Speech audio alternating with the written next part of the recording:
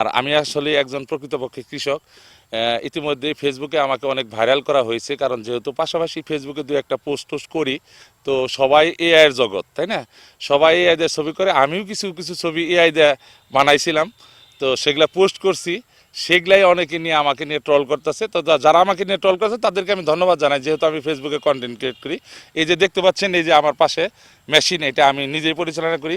আমার পিছনে যে জমিটা দেখতে পাচ্ছেন, এই পাশে এক সিরিয়ালে বেশ কয়েকটা জমি আছে, আমি নিজে বর্গা চাষ করি। এই যে জমিটা দেখতে পাচ্ছি, এটা আমার বর্গা।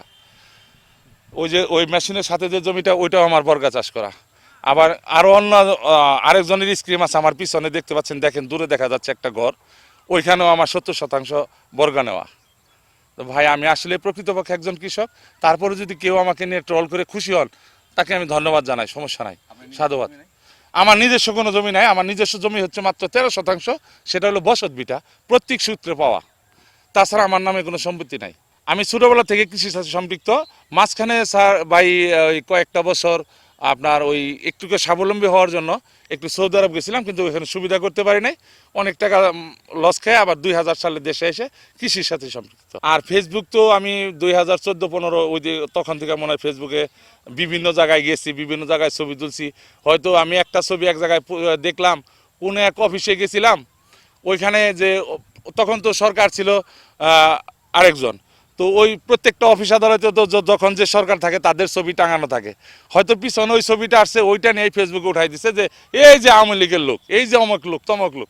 ভাই, আমি কৃষক মানুষ, কৃষিকাজ করি। আমার জীবনে কোনো রাজনৈতিক দলের সাথে ওইভাবে আমি সম্পৃক্ত না, কোনো দলের সাথে আমি নিবন্ধিত না।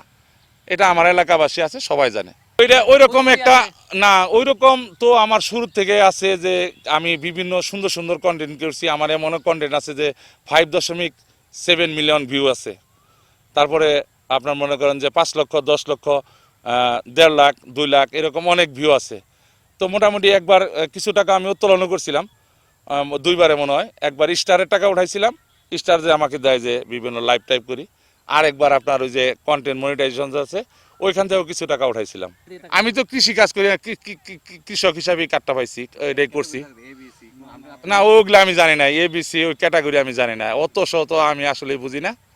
আর আরেকটা কথা, মাননীয় প্রধানমন্ত্রীর মঞ্চে যে আমি ভাষণটা দিলাম, এটা কৃষি অফিসাররা অনেক লোক খুঁজছে, অনেক কৃষক খুঁজছে যে যেহেতু কৃষক কার্ড উদ্বোধন অনুষ্ঠান, একজনের কৃষকের কথা বলা দরকার। তো ওইখানে ওনারা অনেক লোক খুঁজছে, কাউকে ওই রকম পায় নাই বক্তব্য দেওয়ার মতো কিংবা কথা বলার মতো। তো ওনারা আমার একবার বললো যে আপনি কি পারবেন?